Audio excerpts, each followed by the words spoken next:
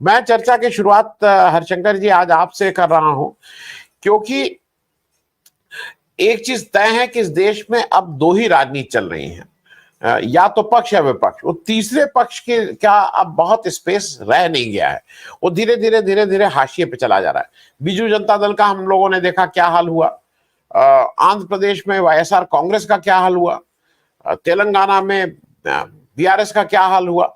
ये जो तीसरे मतलब जो शक्तियां हैं वो कहीं ना कहीं इररिलेवेंट होती जा रही है। मैं ये शब्द थोड़ा स्ट्रांग यूज कर ले रहा हूं, इररिलेवेंट होती जा रही है। ऐसे में हरशंकर भाई ये बताइए कि उत्तर प्रदेश में जो अखिलेश यादव जी ने अपनी तरफ से तो मतलब पहला कदम बढ़ाया है, साफ दिख रहा है।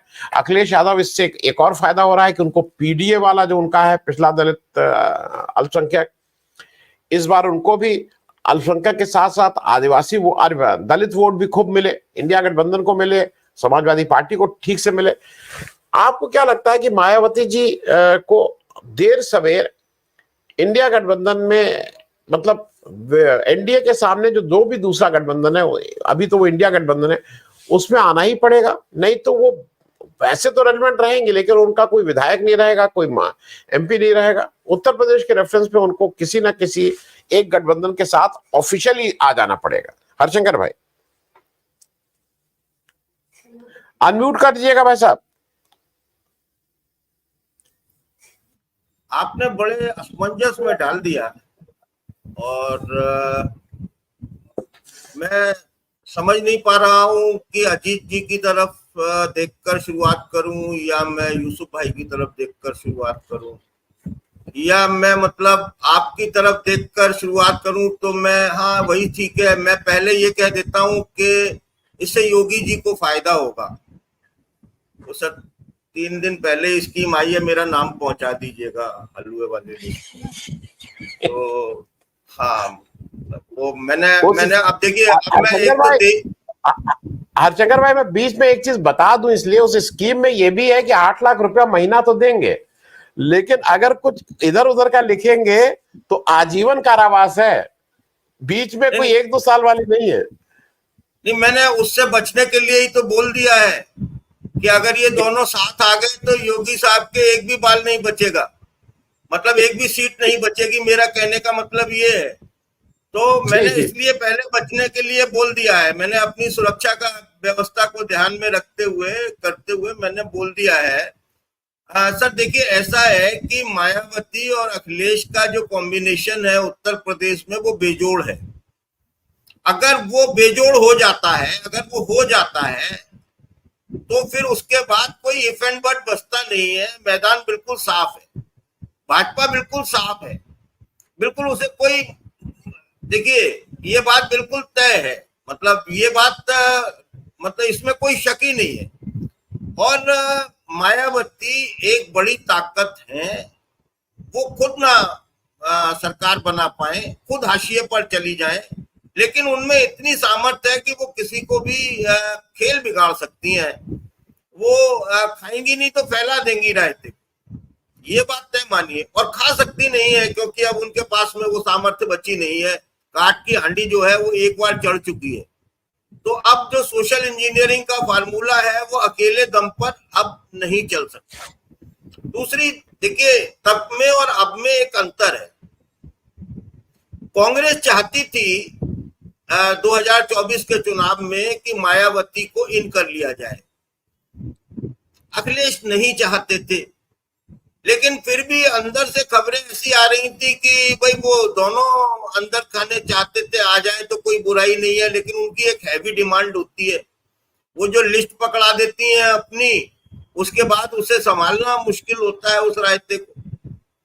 तो अभी मतलब ऐसा है कि आप समझिए कि ये आज की तारीख में वैसे सोचना उसी तरीके से है जैसे कि कोई व्यक्ति गुरुद्वारे के पास नाई की दुकान खोलकर बैठ जाए, कोई अच्छा सा हेयर सैलून खोल ले, मतलब केश कर्तनालय खोल ले। हाँ सर, तो मतलब उस जगह पर वो खोल ले तो आप समझ सकते हो उसका क्या दुकान कैसी चलेगी, कितने ग्राहक आएंगे, कितने नहीं आएंगे, कहाँ से आएंगे।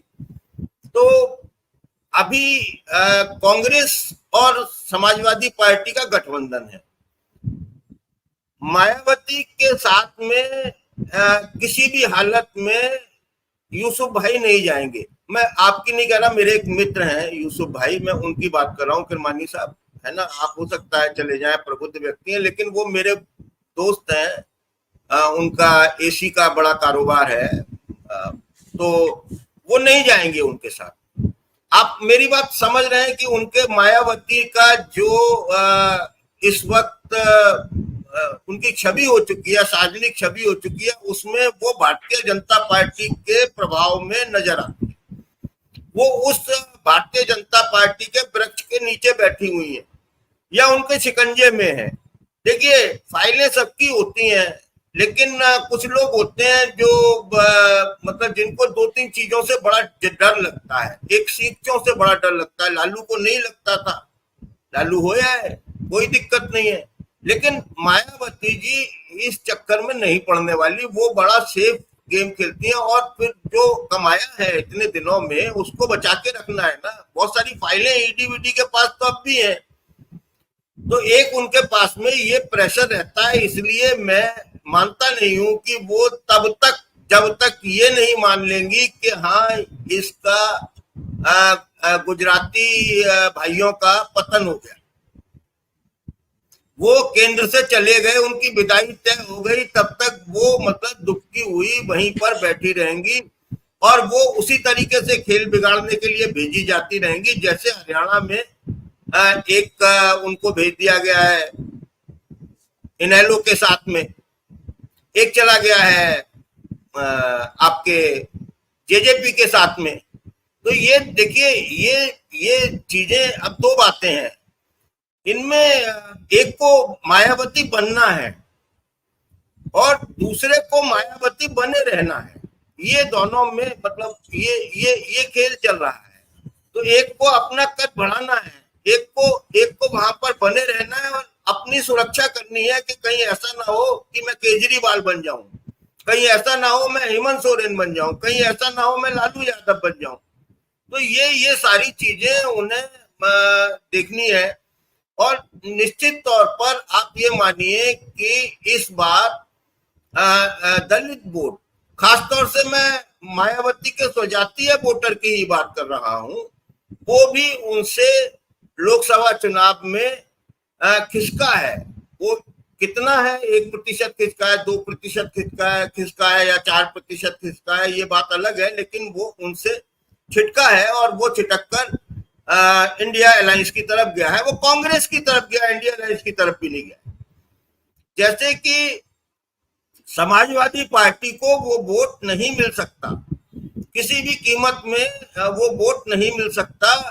कुछ भी कर ले अखिलेश, चाहे अपना वो किसी भी तरीके का कोई भी प्रलोभन दे ले, अभियान चला ले, जलते तवे पर बैठकर कस्में खाएं कि मैं जलते हुए तवे पर बैठकर कह रहा हूं कि मतलब मैं आपके साथ हूं, आपका हूं, वो नहीं मानेंगे।